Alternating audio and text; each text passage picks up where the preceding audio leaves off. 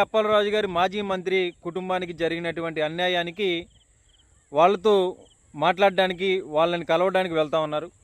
So ఆయన విశాఖ జిల్లాలో అడుగు పెట్టింది మొదలు ప్రజలు నీరాజనంతో రోడ్లన్నీ కిక్కిరిసిపోయి ఉత్తరాంధ్ర జిల్లాల నుంచి కానివ్వండి, ఆ చుట్టుపక్కల ప్రాంతాల నుంచి కానివ్వండి, కొన్ని రోడ్లు అయితే బ్లాక్ చేసినప్పటికీ కూడా జనాలు ఎక్కడి నుంచి వచ్చారో తెలియనటువంటి జనాలు కూడా గుమ్ముకోవడం జరిగింది. చాలాసేపు జగన్మోహన్ రెడ్డి గారి వెహికల్ కూడా ముందుకు కదలేకుండా అంతటి ప్రజలు జగన్మోహన్ రెడ్డి గారిని చూడడానికి వచ్చారంటే ఇది కేవలం జగన్మోహన్ రెడ్డి గారి మీద ఉన్నటువంటి అభిమానంతో మాత్రమే జనాలు వస్తూ ఉన్నారు.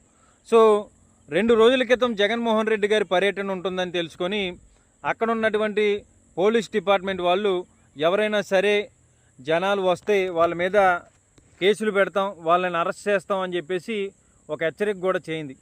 సో జగన్మోహన్ రెడ్డి గారి వెనకాల కేవలం 6 వెహికల్లే రావాలి, ఆయన 8 వెహికల్లోనే రావాలి, 8 వెహికల్లోనే వచ్చి పర్యటన చేసుకోవాలి, వెనకాల జనం ఎవరైనా వస్తే వాళ్ళ మీద కేసులు పెడతామని చెప్పేసి పోలీసు వారైతే హెచ్చరిక చేయడం జరిగింది. సో దానికి అనుగుణంగానే ఆ చుట్టుపక్కల జిల్లాల్లో ఉన్నటువంటి నాయకులందరినీ కూడా ఆ పర్యటనకి రానివ్వకుండా వాళ్ళని ఆపడం జరిగింది. కానీ జగన్మోహన్ రెడ్డి గారిని చూడడానికి వచ్చినట్టు అభిమానులు కానివ్వండి, జగన్మోహన్ రెడ్డి గారి మీద ఉన్నటువంటి ప్రేమతో వచ్చినటువంటి అభిమానులు కానివ్వండి, రోడ్లు బ్లాక్ చేసినప్పటికీ కూడా ఎవ్వరూ వాళ్ళని ఆపే ప్రయత్నం అయితే చేయలేకపోయారు.